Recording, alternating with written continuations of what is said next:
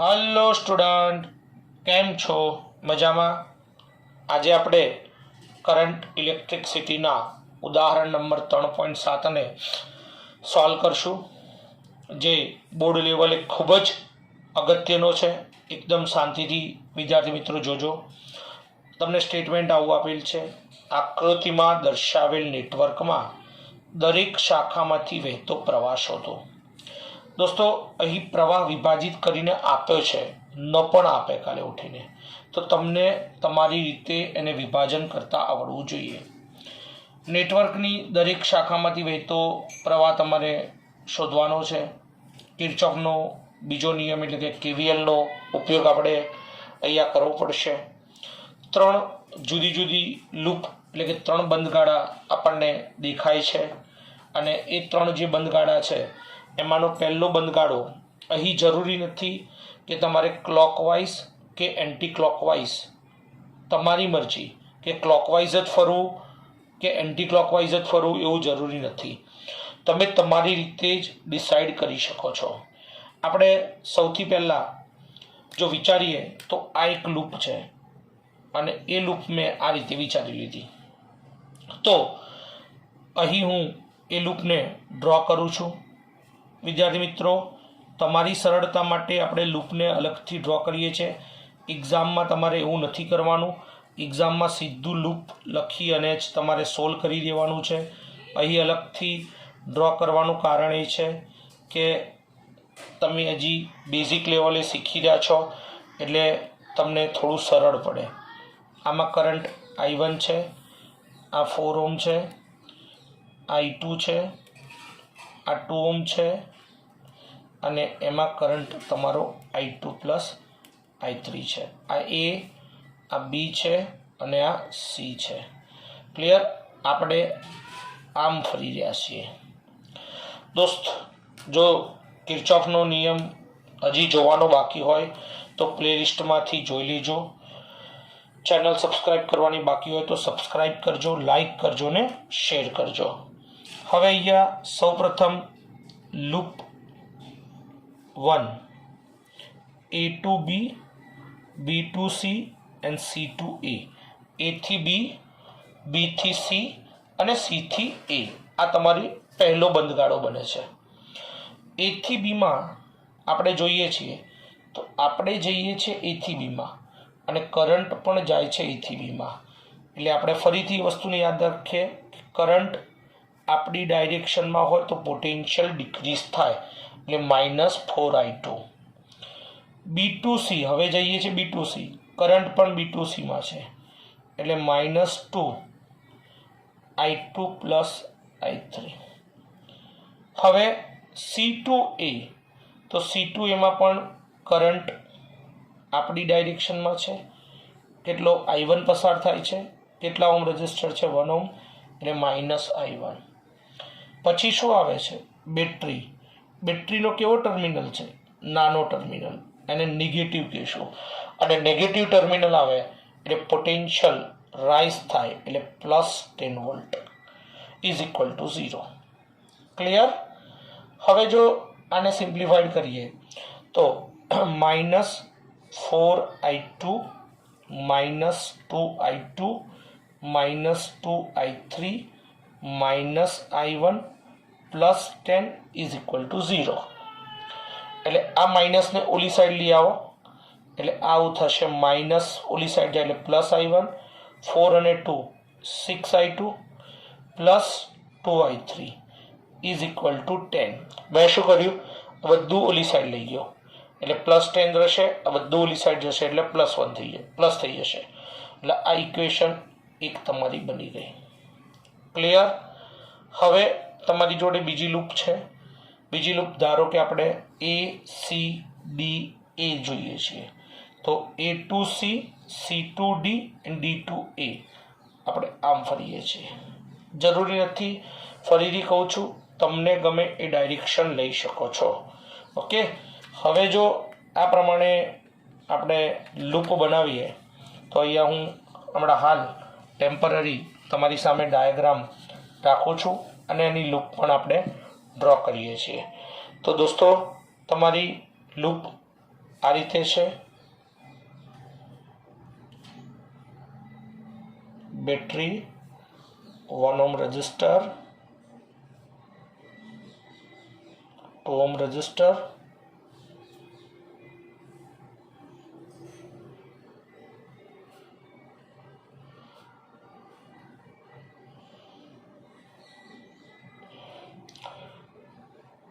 આ 4 ઓહ્મ, આ 1 ઓહ્મ, આ 10 વોલ્ટ, આ કરંટ I1. તો આમાં I1 માઇનસ I2 આપી દીધેલો છે અને આ છે તમારો I2 plus I3 minus I1. Point છે A, C, D. Is it clear? હવે આપણે આ લૂપને સોલ્વ કરીએ. તો લૂપ 2 જે બને છે આપણી, એ લૂપ 2 ને આપણે જોઈએ. તો લૂપ 2 તમારી શું છે? તો લૂપ 2 તમારી A2C, C2D and D2A. સૌથી પહેલા તમે ક્યાં જાઓ છો? A2C માં. A2C માં તમે જાઓ છો એટલે A થી C બેટરીનો કયો ટર્મિનલ આવે છે? તમારી જોડે પહેલા મોટો ટર્મિનલ એટલે પોઝિટિવ ટર્મિનલ.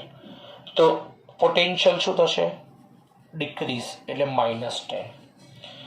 A2C જાઓ છો એટલે 1 ઓહ્મ રેઝિસ્ટર આવે છે, એમાંથી કયો કરંટ પસાર થશે? તો બાય ડિફોલ્ટ આ I1 જે છે એને પાછળ લઈ જાઓ એટલે I1 જ થશે. તમે જાઓ છો A2C, કરંટ આવે છે C2A એટલે પોટેન્શિયલ રાઇઝ થશે એટલે પ્લસ I1. હવે તમે જાઓ છો C2D, તો કરંટ C2D માં જ જાય છે, દેખાય છે, એટલે પોટેન્શિયલ ડિક્રીઝ થશે એટલે -2 I2 plus I3 minus I1. હવે તમે જાઓ છો D2A, તમે જાઓ છો D2A અને કરંટ આવે છે A2D એટલે ઓપોઝિટ છે એટલે +4 I1 minus I2 is equal to 0. અને જો તમે વ્યવસ્થિત રીતે લખશો એટલે આ માઇનસને ઓલી સાઈડ લઈ જાઓ, સિમ્પ્લિફાઈડ કરો, તો ઇક્વેશનને સિમ્પ્લિફાઈડ કરો તો શું થશે? I1 અને છૂટું પાડો એટલે -2I2 -2I3 +2I1, 4 અંદર લઈ આવો એટલે +4I1 -4I2 અને 10 ઓલી સાઈડ જાય એટલે +10. હવે જો 4 અને 2I2 એટલે આ કેટલા થશે તમારા? 6I2. એ જ રીતે I1 માં 1, 2 અને આ 4 એટલે 1 + 2 3, 3 + 4 એટલે કેટલા થશે? 7 એટલે 7I1. તો એ જ રીતે I2 કેટલા થશે? -6I2 અને I3 તો ઓનલી 1 જ છે એટલે 2 જ છે એટલે -2I3 ઇઝ ઇક્વલ ટુ 10. આને કહી દો સમીકરણ number 2. Is it clear? Is it clear? હવે જો ફરીથી આપણે નવી લૂપ જોઈએ અને એ નવી લૂપ જે છે એ નવી લૂપને ફરીથી આપણે ડ્રો કરીએ. તો આ તમારી જોડે ડાયાગ્રામ છે. હવે તમારી જોડે જે લૂપ છે એ લૂપ પહેલાં બનાવી દઈએ. તો આ વાળી લૂપ, આ જે છે એટલો પોર્શન, તો એ પોર્શનને આપણે જો ડિસ્ક્રાઇબ કરીએ તો અહીંયા પહેલાં એનો ડાયાગ્રામ બનાવી દઈએ.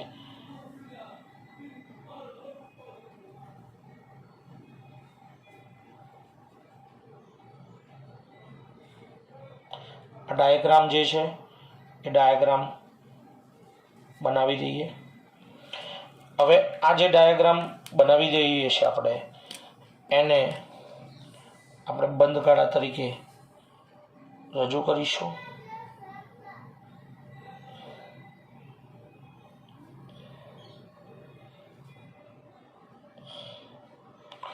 ઓકે, આ પોઈન્ટ છે તમારો સી, આ પોઈન્ટ છે બી, આ પોઈન્ટ છે ડી. EMF છે 5 વોલ્ટનો. આમાંથી કરંટ I3 પણ કોઈ રજિસ્ટર છે જ નહીં. ત્યાં I2 અરે આ 2 અને એનો કરંટ જે છે એ I2 પ્લસ I3 અને આ જે પોર્શન છે એમાં જે કરંટ જઈ રહ્યો છે એ તમારો છે I2 plus I3 minus I1.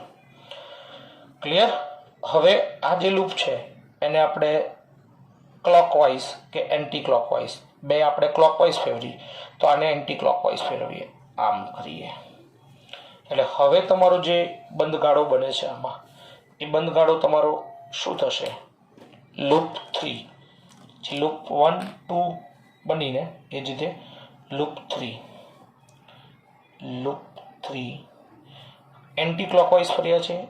એટલે બી થી સી, સી થી ડી, ડી થી બેટરી એટલે EMF અને ત્યાંથી પાછો બી. સૌથી પહેલાં તમે ક્યાં જાઓ છો? B2C. ક્યાં જાઓ છો? B2C. B2Cમાં કેટલા ઓહમનું રેઝિસ્ટન્સ છે? 2 ઓહમ. અને એમાં કરંટ કેટલો છે? I2 પ્લસ I3, કારણ કે અહીંયા પોઈન્ટ સી છે હો, એટલે કન્ફ્યુઝ ન થાય. કરંટ ક્યાં છે? B2C. આપણે પણ ક્યાં જઈએ છીએ? B2C. એટલે આ શું થશે? -2 I2 પ્લસ I3. હવે આપણે ક્યાં જઈએ છીએ? C2D. અને કરંટ બી ક્યાં છે? C2D. કેટલા ઓહમનો રેઝિસ્ટર છે? ડાયાગ્રામમાં ફરીથી જોઈએ તો 2 ઓહમ. એટલે આ જે છે એ તમારો 2 ઓહમ છે.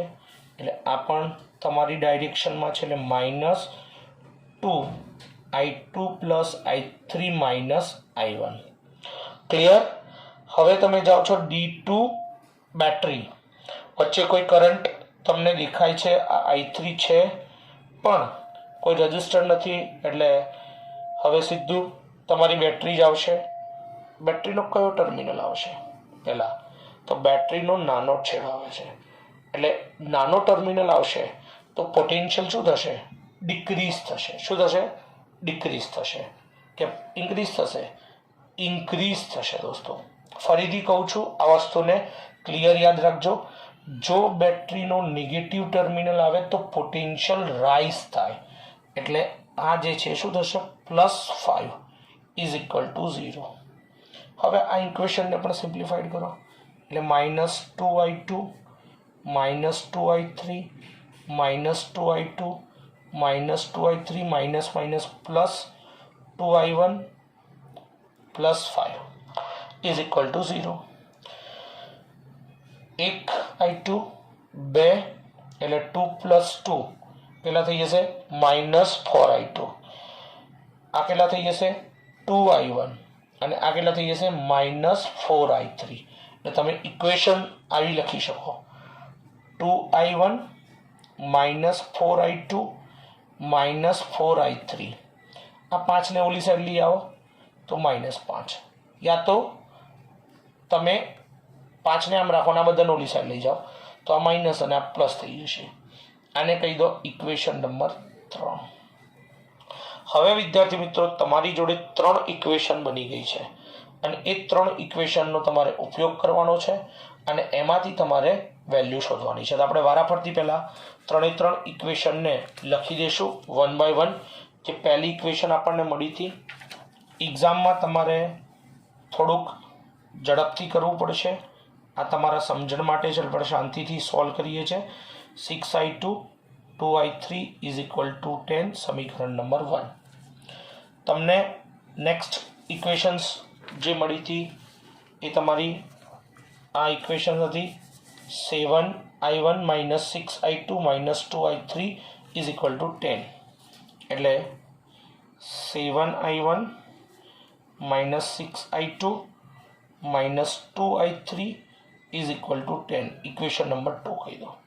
અને ઇક્વેશન નંબર 3 તમને આવી મળી છે 2I1 -4I2 -4I3 is equal to -5.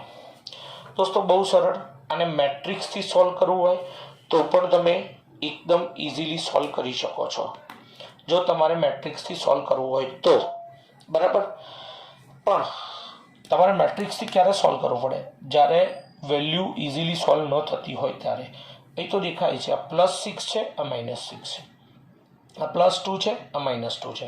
એટલે પહેલાં તો સમીકરણ નંબર 1 અને 2 નો સરવાળો કરતા એટલે I1 6I2 2I3 10 7I1 -6I2 -2I3 10 7 + 1 8I1 is equal to 10. Is it clear? 10 + 10 20. 10 + 10 20. Is it clear?